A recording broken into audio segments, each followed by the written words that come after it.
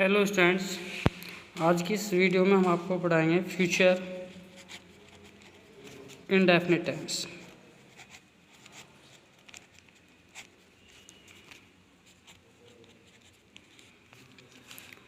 चलिए ध्यान दीजिएगा, फ्यूचर यानी कि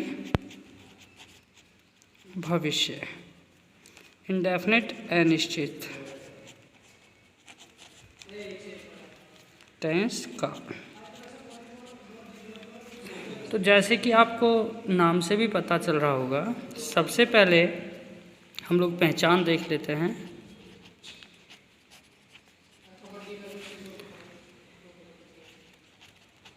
तो इन हिंदी वाक्यों के अंत में, ठीक है, मैं कोष्ठ में लिख देता हूँ, किसके अंत में होगा?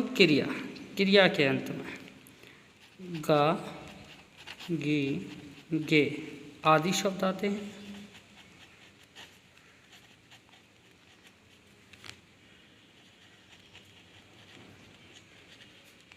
वह भविष्य काल में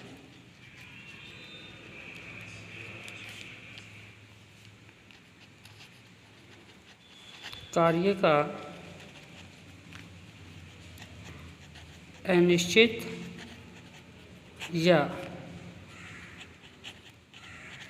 अपूर्ण होना पाया जाता है।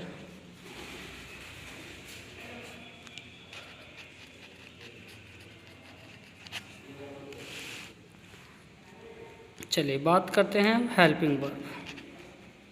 तो ध्यान दीजिएगा, इसमें मोस्टली जो हेल्पिंग वर्ब हर किसी सेंटेंस में यूज होता है वो विल और शैल होता है। बाकी की अगर हेल्पिंग वर्ब की आवश्यकता होती है तो फ्यूचर के सभी जो सेंटेंस हैं, फ्यूचर के चाहे इंडेफिनिट हो, कंटिन्यूअस, परफेक्ट, तो उन्होंने उधारी लेके खाई हुई है प्रेजेंट से। चलिए हेल्पिंग वर्ब की बात करते हैं। तो यहाँ आई और वी, इनके साथ शैल का प्रयोग होता है, ठीक है, और अदर्स जितने भी आपके सब्जेक्ट्स होंगे उनके साथ विल का प्रयोग होता है, ठीक है। मेन वर्ब की बात करते हैं तो वर्ब की फर्स्ट फॉर्म का प्रयोग यहाँ होता है, ठीक है।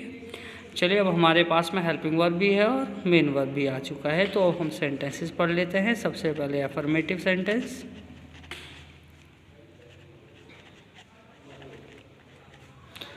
एफर्मेटिव सेंटेंसेस फॉर्मूला है सबसे पहले सब्जेक्ट, उसके बाद में हेल्पिंग वर्ब। तो हेल्पिंग वर्ब हमारे पास क्या है? या तो विल होगा या शैल होगा। उसके बाद वर्ब की फर्स्ट फॉर्म, फिर ऑब्जेक्ट और फिर रेस्ट, ठीक है। तो चलिए सेंटेंस देख लेते हैं।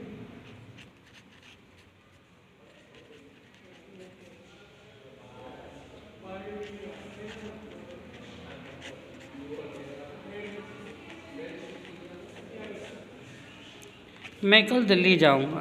तो आई के साथ मैंने बताया शैल का यूज होगा। आई शैल गो टू दिल्ली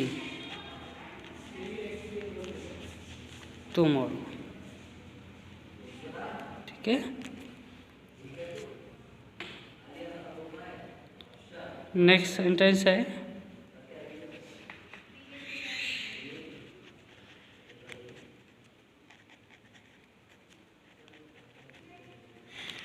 वह अपना पाठ याद करेगा।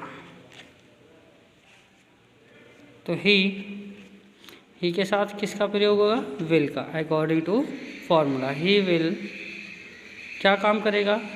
लर्न। अपने की अंग्रेजी हिज, क्या याद करेगा? Lesson. He will learn his lesson.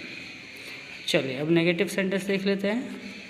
सबसे पहले नेगेटिव सेंटेंस का फॉर्मूला देख लेते हैं। सब्जेक्ट के बाद में according to the subject will और शैल का प्रयोग करेंगे। उसके तुरंत बाद नॉट लगाएंगे, फिर वर्ब की फर्स्ट फॉर्म, फिर ऑब्जेक्ट और फिर रेस्ट। क्लियर? सेंटेंस देख लेते हैं।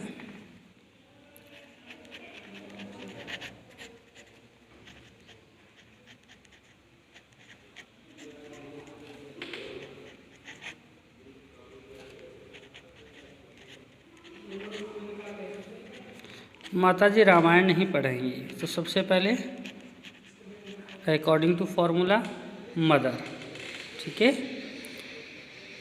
मदर के साथ में क्या यूज करेंगे, विल, क्योंकि आई और वी के साथ केवल शैल करना है, फिर सबके साथ विल का यूज होगा। मदर विल, विल के तुरंत बाद नॉट, क्या नहीं करेंगे, पढ़ेंगे नहीं, रीड, क्या नहीं पढ़ेंगे, दी रामायण, डन।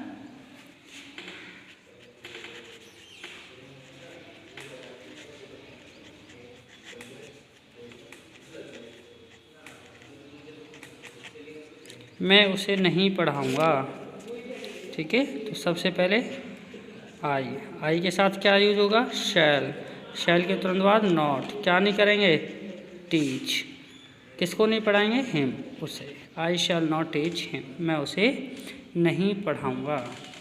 क्लियर हुआ। चलिए नेक्स्ट सेंटेंस देखते हैं, इंटरोगेटिव।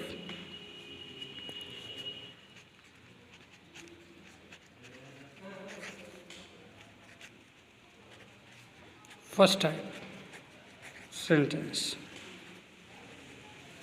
चलिए interrogative first type sentence formula देख लेते हैं।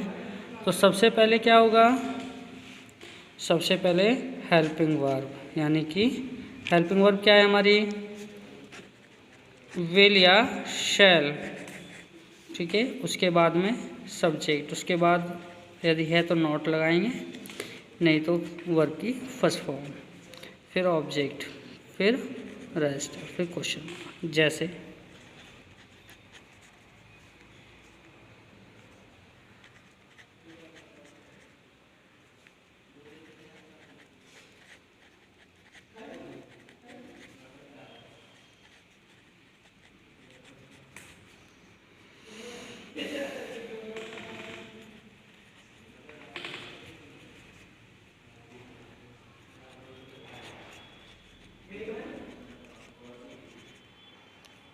क्या तुम अपने दोस्तों के साथ स्कूल नहीं जाओगे, तो सबसे पहले क्या आ जाएगा भैया, अकॉर्डिंग टू फॉर्मूला विल और शैल अकॉर्डिंग टू सब्जेक्ट, सब्जेक्ट क्या यू, तो हमको क्या रखना पड़ेगा, विल, विल के तुरंत बाद सब्जेक्ट यू, नॉट है तो नॉट लगाओ, क्या नहीं कर रहा है सर वो, विल यू नॉट गो, कहाँ नहीं जाएंगे, टू स्कूल, ठीक है। किसके साथ, अपने दोस्तों के साथ, विद यू के साथ अपने की अंग्रेजी और फ्रेंड्स, क्वेश्चन मार्क लगा दीजिए, डन। क्लियर हुआ। चलिए नेक्स्ट सेंटेंस देखते हैं।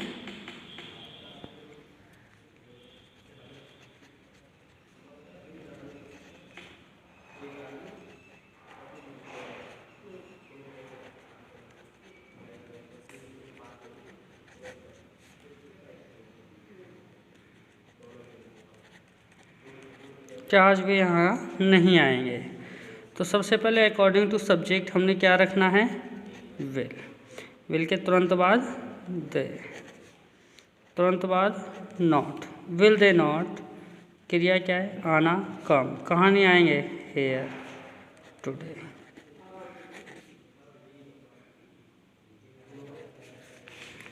Okay, now second type interrogative.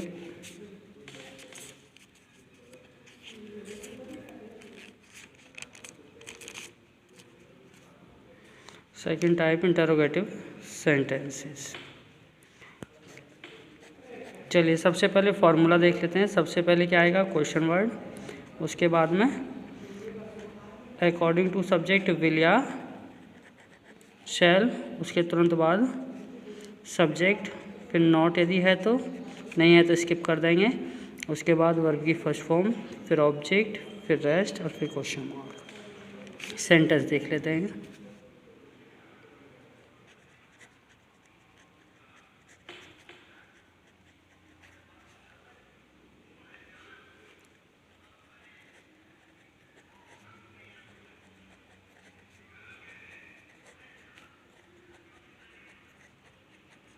तुम्हारा भाई खेलने क्यों नहीं जाएगा, ठीक है। तो सबसे पहले अकॉर्डिंग टू फॉर्मूला हमको क्वेश्चन वर्ड रखना है, तो भाई स्टार्टिंग में रख दिए, वाई आफ्टर देन विल या shall according to your subject, ठीक है। तो why will your brother, not है नॉट लगाओ, क्रिया क्या है, पहले जाएगा तो खेलेगा, गो टू प्ले, जो क्रिया पहले होनी है वही क्रिया हम पहले यूज करेंगे, ठीक है। क्लियर हुआ।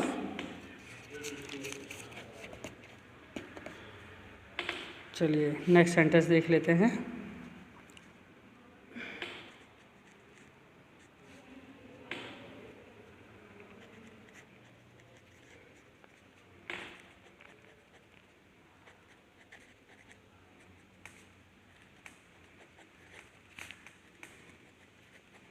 वह तुम्हें आमंत्रित क्यों करेगा, तो सबसे पहले क्वेश्चन वर्ड वाई, ठीक है।